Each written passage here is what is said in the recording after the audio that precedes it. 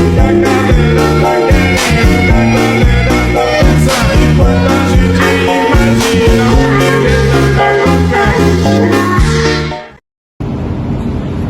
kenalkan nama saya Dewi Odustari, NIM 21221885. Hai, perkenalkan nama saya Rania Salsabila, NIM 212218.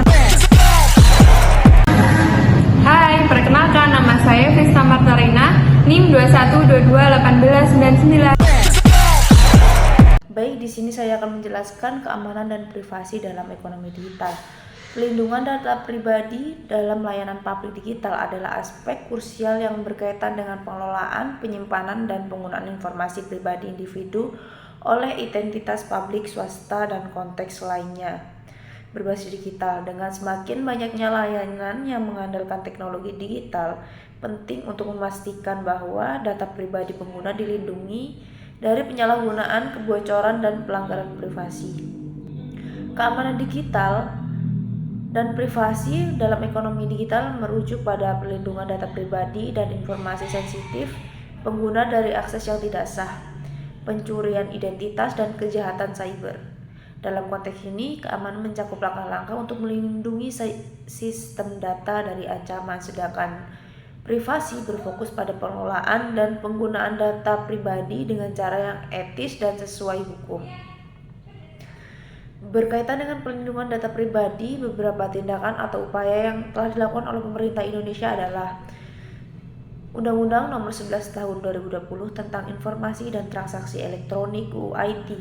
Meskipun lebih fokus pada transaksi elektronik dan keamanan informasi, UU IT juga memiliki ketentuan terkait perlindungan data pribadi dalam sistem elektronik.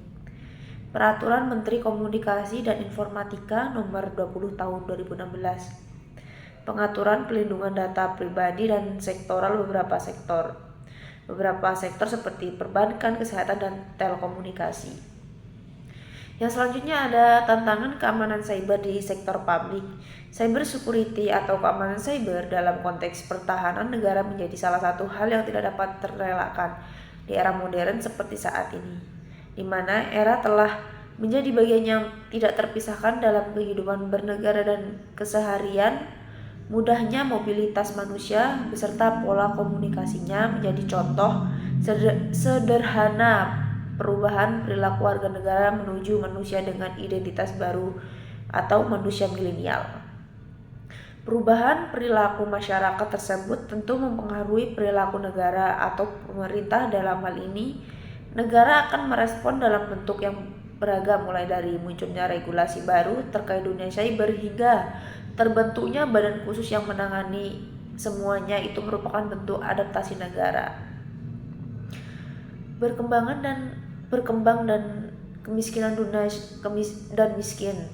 Dunia cybercrime bukan menjadi isu penting dibanding isu lainnya seperti ekonomi, kesejahteraan, stabilitas politik, serta keamanan. Dalam ulasannya terdapat beberapa tantangan yang dihadapi oleh negara berkembang. Pertama, kemampuan atau kesiapan negara dalam merespon dunia maya termasuk legal formalnya. Kondisi ini tentu tidak mengherankan jika kita menilik bahwa isu dunia cyber dan ancamannya tergolong isu yang baru. Jika kita mengacu pada era milenium baru, konsensus antara semua sektor baik privat maupun publik merupakan langkah awal dalam mengatasinya. Kemudian konsensus tersebut ditindaklanjuti dengan pembuatan jejaring komunikasi yang dapat mengklarifikasi ancaman pembangunan SDM yang berkelanjutan. Jika menyangkut keamanan suatu negara, diperlukan strategi negara dalam menyikapi tantangan yang timbul dari dunia cyber. Setidaknya terdapat dua fokus utama yang dapat dilakukan oleh pemerintah, yaitu membatasi konsekuensi yang timbul akibat ancaman cyber terhadap keamanan negara, dan publik dan komunikasi terbuka mengenai ancaman terbaru dari cybercrime, serta kerjasama internasional termasuk kerjasama timbal balik untuk mengatasi ancamannya. Proporsi tingkat keyakinan responden terhadap keamanan cyber Indonesia pada bulan Juli tahun 2003 yaitu berdasarkan survei kuesionis Kata Data Insights Center KIC, mayoritas atau sebanyak 62,6 responden menyatakan tidak yakin dan dengan keamanan cyber yang dimiliki oleh Pusat Penyimpanan Data Pemerintah Indonesia. Rinciannya sebanyak 19,1% responden menjawab sangat tidak yakin dan 43,4% menjawab tidak yakin. Pada sisi lain, terdapat 30% responden menyebutkan yakin dan tingkat keamanan cyber RI. Terdapat dari 22 responden yakin dan 8,1 responden sangat yakin. Adapun 7,4% responden lainnya yang menjawab tidak tahu.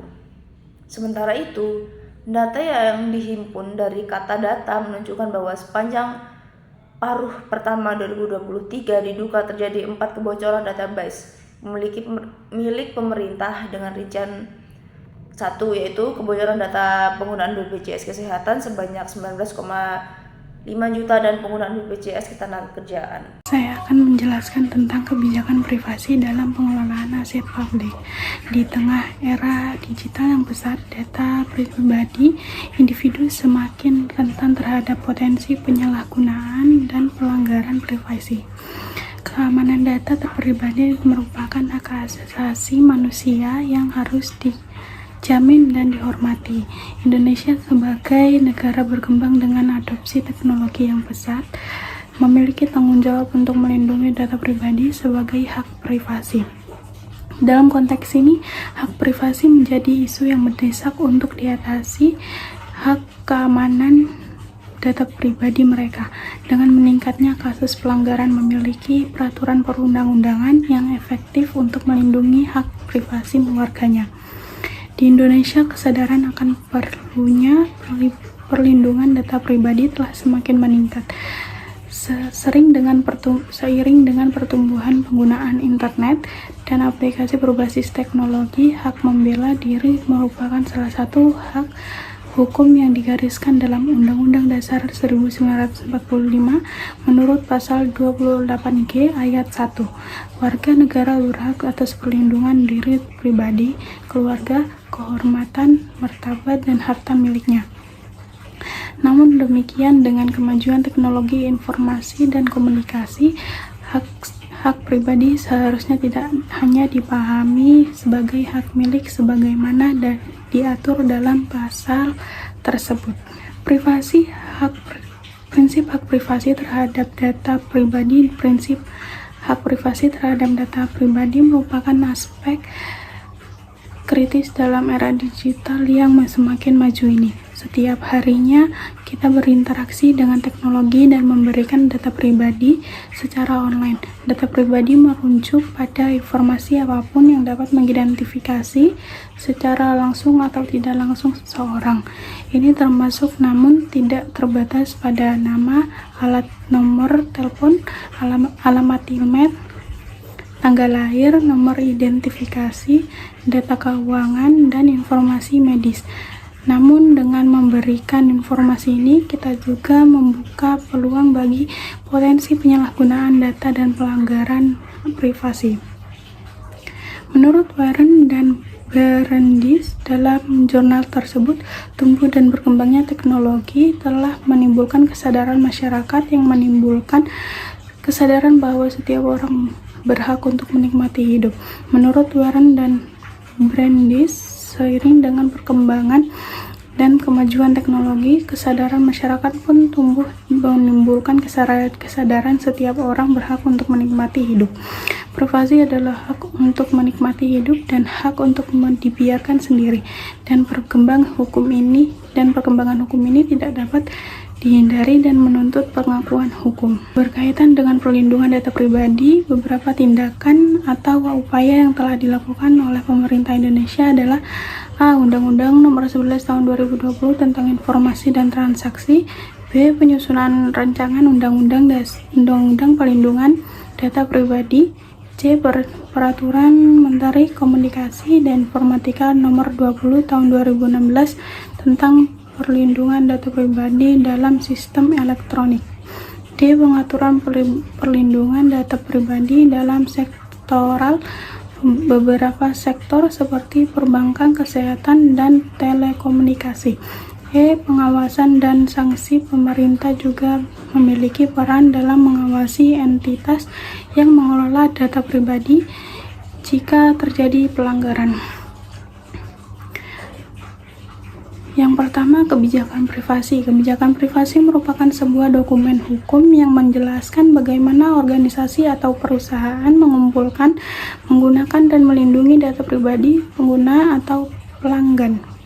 Yang kedua, internal privacy policy adalah kebijakan internal organisasi yang mengatur bagaimana organisasi harus mengolah data pribadi karyawan atau mitra mereka. Yang ketiga, data processing agreement adalah perjanjian tertulis antara organisasi dan pihak ketiga yang mengatur bagaimana pihak ketiga dapat mengelola data pribadi yang telah diberikan oleh organisasi. Yang keempat, third party contract adalah Perlindungan data pribadi dalam layanan publik digital. Perlindungan privasi dan data pribadi sangat mempengaruhi perkembangan ekonomi digital di suatu negara tanpa terkecuali Indonesia. Perlindungan tersebut merupakan faktor penentu akan adanya kepercayaan daring atau online trust, yang merupakan hal penting dalam transaksi digital. Privasi dan data pribadi menjadi sebuah hal yang penting karena pengguna dalam jaringan tidak akan melakukan sebuah transaksi digital apabila merasa keamanan akan privasi dan data pribadinya terancam. Salah satu perlindungan privasi dan data pribadi tersebut berkenaan bagaimana data pribadi tersebut akan diproses, termasuk data sensitif dari pengguna yang apabila disebarkan ke pihak yang tidak bertanggung jawab akan berpotensi menimbulkan kerugian finansial, bahkan mengancam keamanan dan keselamatan pemiliknya. Ancaman-ancaman yang timbul dari lemahnya perlindungan privasi dan data pribadi tersebut memiliki korelasi garis lurus dengan pertumbuhan ekonomi yang dihasilkan dari transaksi dalam jaringan atau online.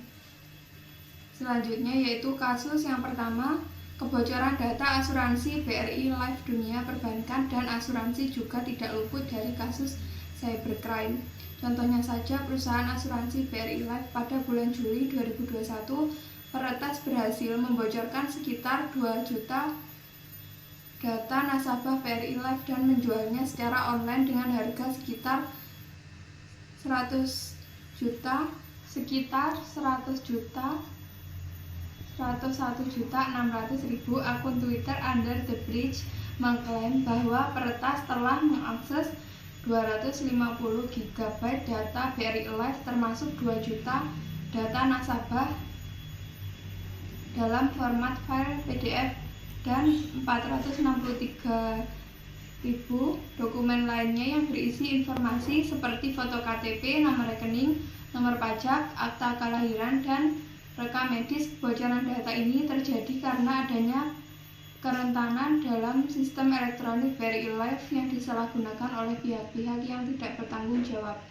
Solusi yang pertama yaitu peningkatan keamanan sistem, melakukan audit keamanan secara berkala untuk mengidentifikasi dan memperbaiki kerentanan dalam sistem menggunakan teknologi enkripsi untuk melindungi data sensitif baik saat disimpan maupun saat ditransmisikan. Selanjutnya, pelatihan karyawan, memberikan pelatihan keamanan cyber kepada seluruh masyarakat karyawan untuk meningkatkan kesadaran tentang potensi ancaman dan cara menghindarinya. Serangan website Citylink. Kasus kedua, serangan website Citylink dan tiket.com. Kasus ini terjadi pada bulan Oktober dan melibatkan 2 website pemesanan tiket terbesar di Indonesia, yaitu website tiket.com dan server Citylink. Solusinya yaitu setelah kasus peretasan, Citylink memastikan keamanan data pelanggan melalui beberapa langkah strategis. Peningkatan keamanan sistem, Citylink menegaskan bahwa tidak ada pembobolan langsung pada situs mereka, melainkan pada situs partner tiket.com. Mereka telah meningkatkan sistem keamanan untuk mencegah akses ilegal. Kasus ketiga yaitu peretasan channel YouTube BNPB. Akun YouTube resmi milik Badan Nasional Penanggulangan Bencana sempat menjadi korban serangan cybercrime pada bulan Desember 2021. Channel YouTube dengan nama BNPB BNPB Indonesia berubah menjadi Ethereum 2.0. Pada peretasannya juga mengadakan siaran langsung di akun YouTube yang sama dengan judul Ethereum CEO. Solusinya yaitu penyelesaian kasus ini melibatkan beberapa langkah, yaitu investigasi oleh Polri. Direktorat Tindak Pidana Cyber Polisi melakukan penyidikan untuk mengidentifikasi pelaku peretasan. Selanjutnya yaitu kesimpulan. Perlindungan data pribadi dalam layanan publik digital adalah aspek krusial yang berkaitan dengan pengelolaan, penyimpanan, dan penggunaan informasi pribadi individu oleh entitas publik atau swasta